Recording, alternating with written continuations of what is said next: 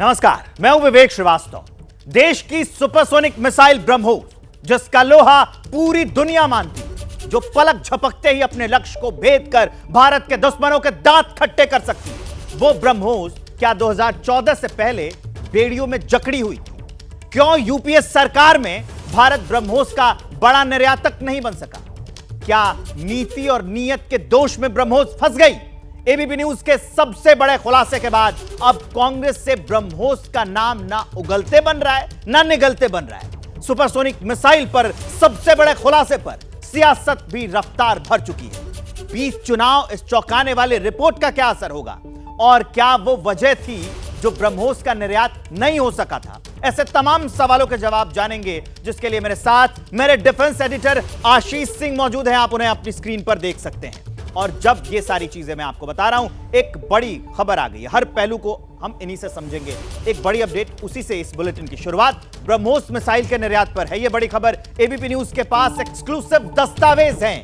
UPA में लटकी ब्रह्मोस के निर्यात की फाइल। यूपीए सरकार ने रोका था ब्रह्मोस का निर्यात। ब्रह्मोस एयरस्पेस की टीम के साथ रोक टोक की गई। 2010 में इंडोनेशिया की टीम दिल्ली से बेरंग लौटी थी। ये बड़ी अपडेट हम आपको बता रहे हैं। 2010 का वो साल था। तो अब हम आपको उसके सबूत गिनाने जा रहे हैं। डीके महापात्रा जो रक्षा मंत्रालय में थे, क्या हुआ था वो जानिए। एक एक सबूत आपके सामने हम रखने वाले हैं। 17 से 18 जून 2010 को इंडोनेशिया डेलीगेशन दिल्ली में थी। इंडोनेशिया डेलीगेशन को ब्रह्मोस एयरस्पेस जाने से रोका गया। दिल्ली के ब्रह्मोस एयरस्पेस दफ्तर में डेलीगेशन को जाना था और उसे रोका गया। ब्रह्मोस मिसाइल के निर्यात की फाइनल नीति ना होने का हवाला दिया गया। लटकाना भटकाना जिसकी हम बात कर रहे हैं। अगला देखिए, सबूत नंबर 2 भी हमारे पास है। उसमें क्या निकलकर सामने आया है? नाम निरुपमा राव, तत्कालीन विदेश सचिव, तारीख 9 मई 2011 की। क्या होता है? डीआरडीओ चीफ को चिट्ठी लिखती हैं। क्या था उसके अंदर, ये हम उसकी कॉपी दिखा रहे हैं और उसका विस्तारित रूप यहां हमने हिंदी में आपको समझने के लिए लिख रखा है। 23 जुलाई 2010 के रक्षा मंत्रालय के खत का हवाला दिया जाता है। ब्रह्मोस मिसाइल के एक्सपोर्ट के लिए अभी नीति नहीं है। विदेश नीति, सामरिक हित, MTCR, ये जो सारे हवाले दिए गए और ये भी कहा गया वासेनार अरेंजमेंट का जिक्र किया गया था इस चिट्ठी में। यूएनएससी रेजोल्यूशन टेक्नोलॉजी डायवर्जेंस सीमाओं की स्थिति का भी हवाला दिया गया था। अब मैं अगला सबूत आपको दिखाने जा रहा हूं। रविंद्र पी जायसवाल, विदेश मंत्रालय के डायरेक्टर, तारीख 17 अप्रैल 2014 को ब्रह्मोस एयरस्पेस के जीएम को चिट्ठी लिखते हैं। उसमें क्या था? चिट्ठी हमने आपको यहां दिखाई है। उसका जो विस्तारित रूप है वो हम यहां दिखा रहे हैं। हमें जानकारी मिली है कि टीम ब्रह्मोस फिलीपींस जाने वाली है। फिलीपींस जाने के लिए कोई पॉलिटिकल क्लियरेंस नहीं है। यहीं आके मामला फंसता है। एमईए से बिना क्लियरेंस के टीम ब्रह्मोस, जो टीम ब्रह्मोस है, एमईएस के क्लियरेंस के बिना फिलीपींस नहीं जाएगी।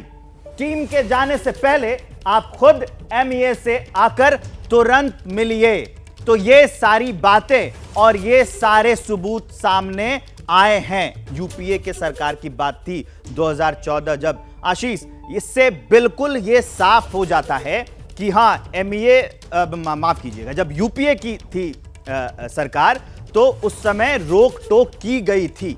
लेकिन अब 2 चरण के चुनाव जो हैं वो बचे हुए हैं। उस समय इसका प्रभाव क्या होगा? जरा इसके राजनीतिक पहलू भी हमें समझाइएगा। बिल्कुल विवेक, देखिए, इस तरह के जब खुलासे होते हैं तो उसके दूरगामी परिणाम होते हैं। और ये मुद्दा केवल और केवल रक्षा, केवल और केवल राजनीति, केवल और केवल विदेश मंत्रालय से जुड़ा हुआ नहीं है। ये वो मुद्दा है जो आम आदमी को भी कनेक्ट करता है। हर एक उस आम आदमी को जिसने पिछले महीने जब भारत की made in India BrahMos missile को फिलीपींस में डिलीवरी करते हुए देखा, वो सुनहरा पल हर एक भारतीय ने देखा। जब उसे खुशी की अनुभूति हुई तो उसे आज के खुलासे से इस बात की भी अनुभूति होगी कि भारत ये सब कुछ 10 से ज्यादा साल पहले भी अचीव कर सकता था।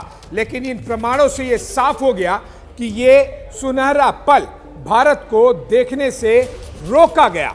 ये वो पल जब भारत विदेशों में दूसरे आर्मीज को, दूसरे नेवीज, एयरफोर्सेस, मिलिट्रीज को एक हथियार अपना भारत में बना हुआ बेचे। न केवल उससे आर्थिक फायदा होता है, न केवल उससे बड़ी नौकरियां बनती हैं भारत में, बल्कि आप ये मान के चलिए कि चीन जैसे दुश्मन को भी आप दूर से ही कॉर्नर कर लेते हैं। और इसीलिए इस एक्सपोजे का बहुत ज़्यादा महत्व होता है। विशेष तौर पर कुछ दो बातों पर मैं ध्यान देना चाहूँगा, आकर्षित करना चाहूँगा दर्शकों का।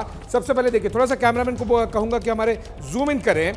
ये 2014 का लेटर जो आपने अभी कुछ समय पहले ग्राफिक्स में दिखाया भी, बताया भी, लेकिन मैं कुछ प्रमुख केवल पॉइंट पर हाईलाइट करना चाहूँगा। यहाँ पर लिखा है पॉलिटिकल क्लियरेंस नहीं मिला है, no papers regarding political clearance. ये वो दस्तावेज है जब ब्रह्मोस की टीम फिलीपींस जाना चाहती थी तो उन्हें रोक दिया गया कि आप नहीं जाएंगे, आप जब जाएंगे नहीं, आप जब मिलेंगे नहीं तो फिर कहां से ब्रह्मोस भारत का फिलीपींस को बेच पाएंगे। दूसरा दस्तावेज देखिए, जब इंडोनेशिया की टीम, ये देखिए यहां पर, और इस जगह पर मैं चाहूंगा कैमरामैन हमारे जूम इन करें। However, the BrahMos Aerospace was requested to put off the visit since a final view is yet to be taken on export of BrahMos missile. ये है दस्तावेज 2010 का, और ये इंडिया इंडोनेशिया डिफेंस कॉर्पोरेशन का है। पहला वाला देश कौन सा था? फिलीपींस। दूसरा वाला देश कौन सा है? इंडोनेशिया। फिलीपींस जाने से रोका गया। इंडोनेशिया के डेलीगेशन जब भारत में आ रही थी तो उन्हें भारत में मिलने से रोका गया, और उसके बाद में फॉरेन सेक्रेटरी ये दो पन्ने बड़े बड़े लिखते हैं, बड़े बड़े टर्म्स के साथ में, जिससे कि कोई काम करने से पहले डीआरडीओ और ब्रह्मोस के साइंटिस्ट डर ही जाएं। इसी पर एक और बड़ी पॉलिटिकल अपडेट भी है। एबीपी न्यूज के खुलासे पर पीएम का पोस्ट आया है। प्रधानमंत्री नरेंद्र मोदी ने ब्रह्मोस के मुद्दे पर कांग्रेस को घेरा है। कांग्रेस की लटकाने भटकाने की आदत है, प्रधानमंत्री ने यह लिखा है। कांग्रेस ने रक्षा क्षेत्र को नुकसान पहुंचाया है। कांग्रेस की आदत है मोटी मलाई मारने की। यह पीएम का पोस्ट है, अभी जिसका हम जिक्र कर रहे थे आशीष, कि इसका राजनीतिक प्रभाव क्या होने वाला है।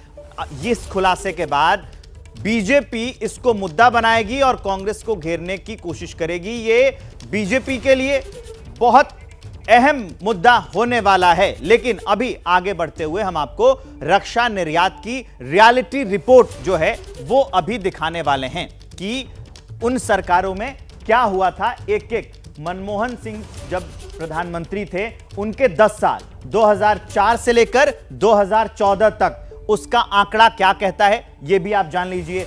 4,312 करोड़ रुपए जो हैं उस समय, ये मोदी सरकार में 20 गुना ज्यादा है उससे। हम ये क्यों कंपेयर कर रहे हैं वो जरा आपको बता दें।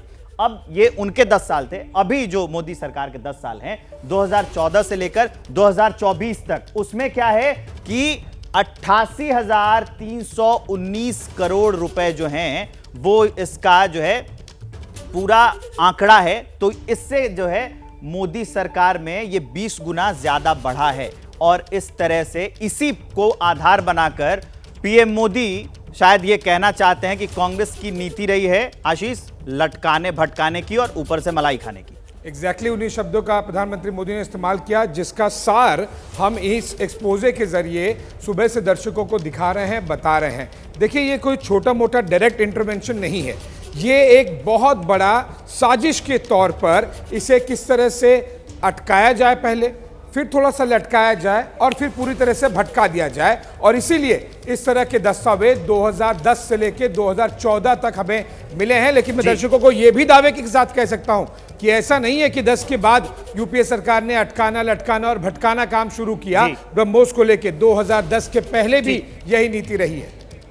एबीपी न्यूज के खुलासे पर कांग्रेस ने कहा है निर्यात के लिए उत्पादन जरूरी है। जयराम रमेश का बयान है, पीएम सिर्फ ब्रह्मोस निर्यात की बात करते हैं, एमएसपी किसानों के मुद्दे पर नहीं बोलते हैं। जयराम रमेश का पूरा बयान आपको सुनाते हैं।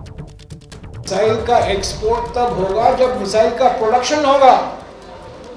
मिसाइल का प्रोडक्शन की शुरुआत के बाद ही निर्यात हो सकता है। और सारे पब्लिक सेक्टर कंपनियां, सारे एयरपोर्ट बेचे गए हैं, एक पूंजीपति दोस्त खरीदा है।